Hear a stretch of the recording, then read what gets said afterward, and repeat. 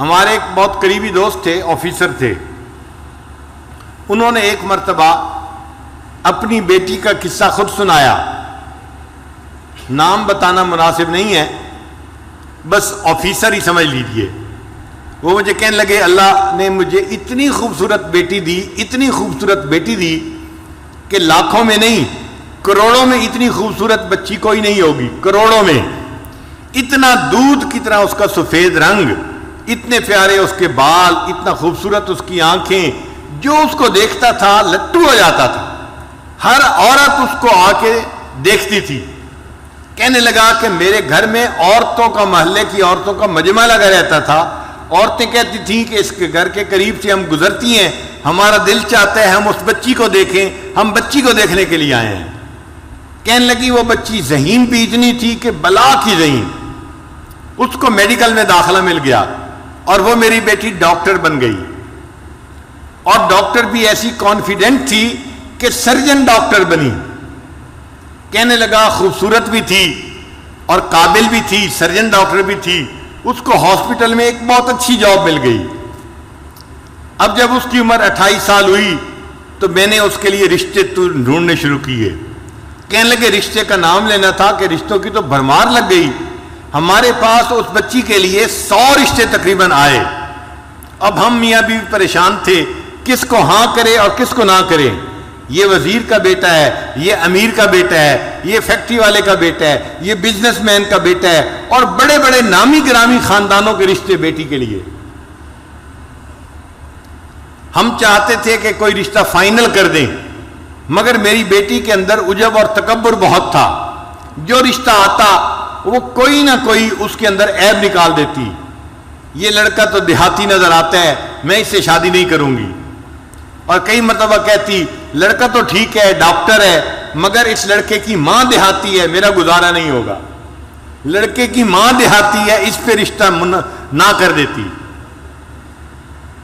کہنے لگے کہ 2-4 سال تو اسی طرح گزر گئے، روز کا کام تھا، رشتے آتے اور بچی نہ کر دیتی، اور ہمیں رشتے پسند بھی آتے کہ لڑکا سمجھدار ہوتا، تعلیم یافتہ ہوتا، اور اچھا اس کا کام کاروبار ہوتا، مال پیسے والا ہوتا، سارے وسائل اس کے پاس ہوتے، مگر بچی کا دل مطمئن ہی نہیں ہوتا تھا۔ اور جب ہم اسے کہتے کہ بیٹی رشتہ تو اچھا ہے، تو بیٹی آگے سے جواب دیتی ان رشتوں کا کیا، یہ تو سینکڑوں رشتے جو ہے آ سکتے ہیں، ان کا کیا ہے۔ کہنے لگے کہ 3-4 سال کے بعد اس کی عمر 34 سال ہو گئی، اب رشتے آنے ذرا کم ہو گئے، مگر بچی کو پھر بھی یقین تھا کہ میرے لیے ضرور اچھا رشتہ آئے گا۔ رشتے والوں کو آخر کیا چاہیے جو میرے پاس نہیں ہے؟ اس کو ناز تھا اپنے حسن پہ، اپنی تعلیم پہ، اپنی سمجھداری پہ۔ کہنے لگا کہ پھر اس کے تکبر کی وجہ سے ایک عذاب آیا۔ باپ اپنی بیٹی کا واقعہ خود سنا رہا ہے، کہتے کہ میری بیٹی کے اوپر عذاب آیا، اس نے کسی مریض کی سرجری کی، اور سرجری کرنے کی وجہ سے اس کو کوئی ایسا انفیکشن ہوا کہ میری بیٹی کے ہاتھوں کی جو جلد تھی وہ ساری کی ساری ایسے ہو گئی جیسے مردہ ہوتی ہے، کسی بوڑھے کی ہوتی ہے۔ اب بچی خوبصورت ہے، نوجوان ہے، مگر دونوں ہاتھوں کی جلد جو ہے وہ ایسے ہے جیسے کوئی 90 سال کا بوڑھا ہوتا ہے، ہاتھ بدنما بن گئے۔ اب وہ اپنے ہاتھوں کو ظاہر بھی نہیں کرتی تھی۔ اب رشتہ دیکھنے والے آتے تو وہ ان کے سامنے آتی تو اپنے ہاتھوں کو اپنے دوپٹے میں چھپاتی تھی، تو لوگ بھی پریشان ہوتے کہ یہ ہاتھ کیوں نہیں دکھا رہی، اور جس کی نظر پڑ جاتی تھی ہاتھوں پہ وہ رشتہ جو ہے ریجیکٹ کر کے چلے جاتے تھے۔ اب جب رشتے ریجیکٹ ہونے لگے تو میری بیٹی کو فکر لاحق ہوئی، کہنے لگا کہ پھر پریشان ہوئی، مجھے کہتی ابو آپ کوئی رشتہ سلیکٹ کر لیں، اب میری عمر 36 سال ہو گئی ہے، لیکن جس سے رشتہ کرنے کی ہم کوشش کرتے وہ ویسے لڑکی کو دیکھتے تو پسند کرتے تھے، جب اس کے دونوں ہاتھوں کو دیکھتے تھے تو ریجیکٹ کر دیتے تھے۔ ساس نہیں مانتی تھی، نند نہیں مانتی تھی، لڑکا نہیں مانتا تھا، ہم ایسی لڑکی سے شادی نہیں کر سکتے، ہو سکتا ہے بیماری بڑھ جائے اور پورے جسم کی جلد ایسی بن جائے، ہم اس لڑکی کے ساتھ کیسے گزارا کریں گے۔ کہنے لگے کہ پھر ایسا وقت آیا کہ رشتے آنے ہی بند ہو گئے۔ کہتے ہیں کہ میں باپ ہوں، اپنی بیٹی کی بات بتا رہا ہوں، ایک ایسا وقت آیا وہ میری بیٹی جو نماز نہیں پڑھتی تھی وہ رات کو تہجد پڑھتی تھی، اور اس کے آنسوؤں سے مسلح تر ہو جاتا تھا. وہ اللہ سے اپنے لیے بہتر رشتہ مانگتی تھی اور رشتہ نہیں ملتا تھا. میں نے اپنی بیٹی کو جو ذلیل ہوتے دیکھا تو میں باپ ہو کے بتا رہا ہوں کہ واقعی انسان گناہ کرتا ہے، اس کی سزا آخرت میں تو اس کو ملے گی صحیح، اللہ تعالیٰ دنیا میں بھی اس کی سزا بندے کو دے دیتے ہیں. ایسا اس کا تکبر ٹوٹا کہ ایک دن مجھے کہنے لگی ابو آپ کسی ریڑھی والی سے ہی میری شادی کر دیں، اب تو میری عمر 40 کے قریب ہونے لگ گئی ہے. اب وہ ڈاکٹر جس کو اپنے حسن پہ ناز تھا، جو سمجھتی تھی میں حور پری ہوں اور کروڑوں میں میری جیسی کوئی خوبصورت نہیں، وہ بچی اپنے باپ کو کہہ رہی ہے بھلے کسی ریڑھی والی سے ہی اب میری شادی کر دیں، میری عمر 40 سال ہونے کو ہے. تو گناہوں کی سزا مختلف شکلوں میں ملتی ہے، ان میں سے ایک شکل بیماری بھی ہوتی ہے.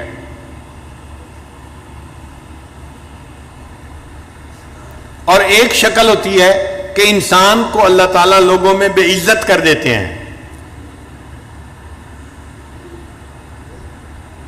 لوگوں کے دل سے اس کی عزت نکال دیتے ہیں.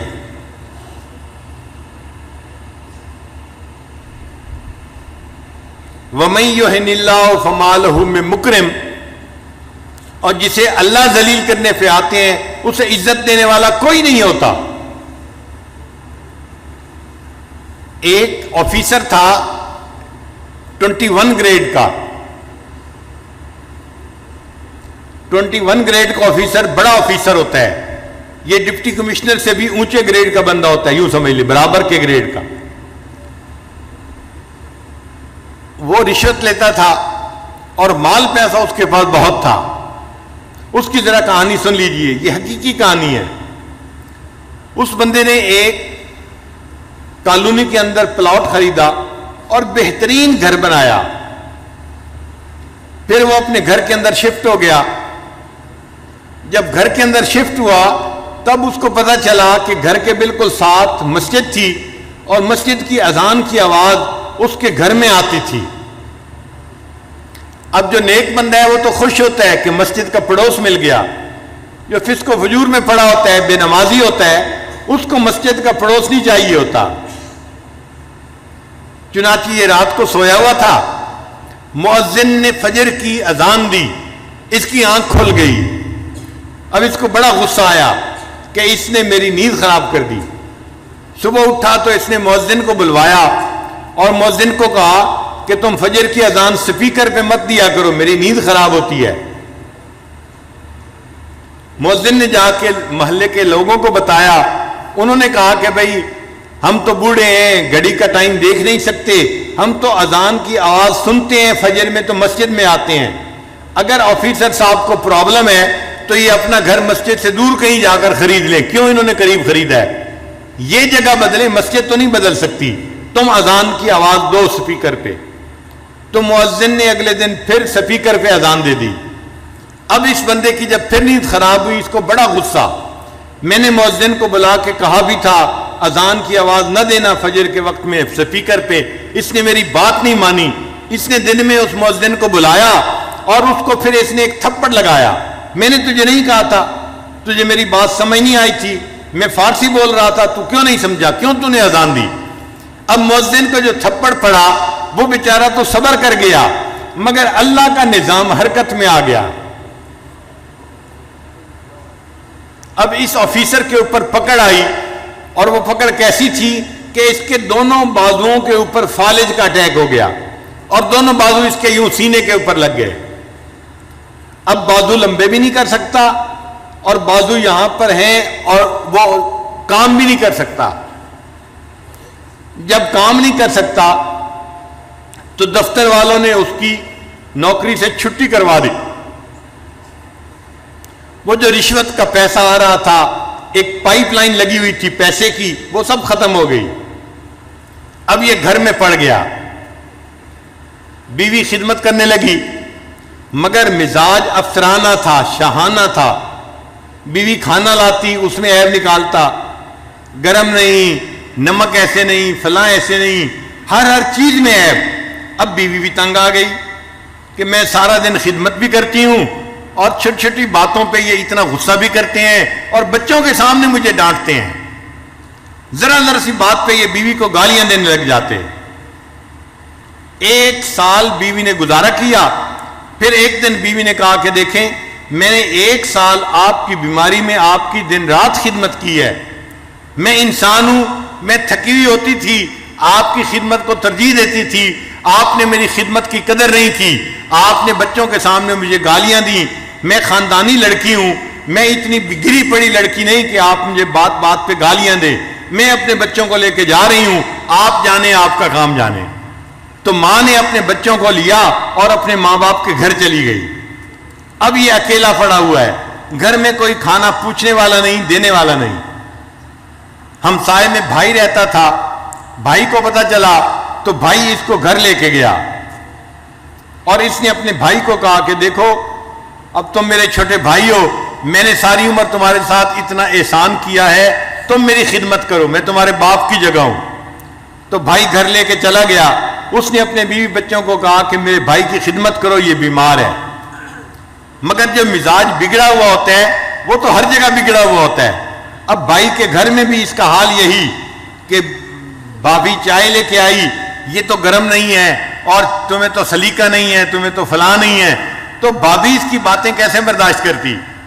اس نے چند دن دیکھا, چند دن کے بعد اس نے اپنے خاوند کو کہا یا تو تم بھائی کو گھر پہ رکھ لو یا پھر مجھے گھر پہ رکھو, ورنہ میں گھر سے جا رہی ہوں. اب بھائی کو اپنا گھر بھی ٹوٹتا نظر آیا. ایک دن بھائی نے آ کے اس کو سمجھایا, میری بیوی آپ کی خدمت کرتی ہے, میرے بچے آپ کی خدمت کرتے ہیں, آپ ان کو کیوں ڈانٹتے ہیں, کیوں ان سے غصے ہوتے ہیں. اس نے بھائی کو بھی جو ہے وہ سنانی شروع کر دی, تم رن مرید ہو, تم بیوی کے جو ہے وہ جو ہے غلام ہو, تم کوئی انسان ہو, تم مرد ہو, تمہارا یہ حال ہے, تمہارا یہ حال ہے. اب جب اس نے بھائی کو اس کے بچوں کے سامنے ڈانٹا تو بچوں نے اپنے باپ سے کہا ابو جی اس بھائی کو یہاں سے چھٹی کراؤ. بھائی کو بھی غصہ آیا. تقریباً دن کے کوئی 9 بجے تھے, گرمی کا موسم تھا. اس نے اپنے بچوں کے ساتھ اس کی چارپائی کو اٹھایا اور اٹھا کے اس کو باہر جا کر گلی کے اندر رکھ دیا. سڑک تھی دروازے کے اوپر. اب یہ سڑک کے کنارے پڑا ہوا ہے اور اس کی جو ہے وہ پوچھنے والا کوئی نہیں, اس کو کھانا دینے والا کوئی نہیں. جب سورج اور بلند ہوا تو گرمی بھی تھی, پسینہ بھی تھا, اور اللہ کی شان دیکھیں اس دوران اس کو ٹانگوں پہ فالج ہوا اور اس کی ٹانگیں بھی جیسے ہاتھ سینے پہ لگے ہوئے تھے, ٹانگیں بھی سینے کے ساتھ لگ گئیں.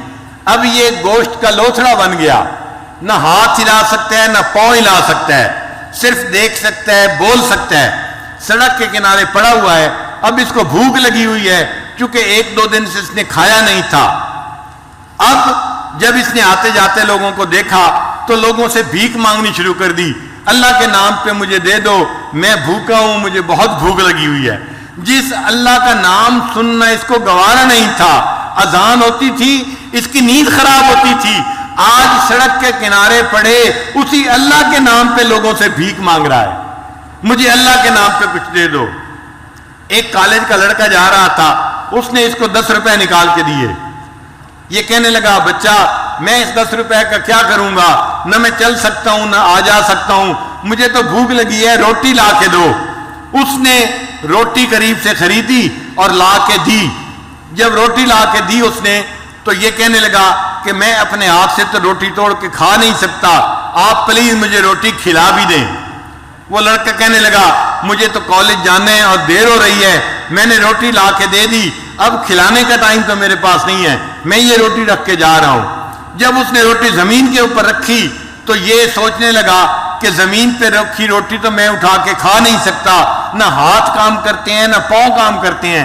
تو یہ اس لڑکے کو کہنے لگا زمین پہ روٹی نہ رکھیں, مجھے پکڑا دیں. اس نے ہاتھ میں پکڑانی چاہی, اس کے ہاتھ کی انگلیاں ہلتی نہیں تھی, یہ ہاتھ میں روٹی نہیں پکڑ سکا. پھر کہنے لگا اچھا تم مجھے میرے پاؤں میں روٹی پکڑا دو. اس نوجوان نے اس کے جو پاؤں تھے سینے کے اوپر رکھے ہوئے, اس کے انگوٹھے اور انگلی کے درمیان روٹی ڈال دی اور اس نے اس کو تھوڑا سا گرپ کر لیا. اب پاؤں سے روٹی پکڑی ہوئی ہے اور منہ سے نوچ کے اس کو کھا رہا ہے. جس اللہ کی نافرمانی کرتا تھا اس اللہ نے دکھا دیا, دیکھو جب میری سزا آتی ہے تم سڑک کے کنارے کتے کی طرح اپنے پاؤں سے روٹی پکڑ کے منہ سے نوچ کے کھاؤ گے. یہ وہ آفیسر تھا جس کی بڑی عزت تھی, بڑا مال تھا، بڑا اس کا مکان تھا، بڑی گاڑی تھی، اور آج سڑک کے کنارے پاؤں کی انگلیوں کے درمیان روٹی پکڑ کے یہ اپنے منہ سے اس روٹی کو نوچ کے کھا رہا ہے۔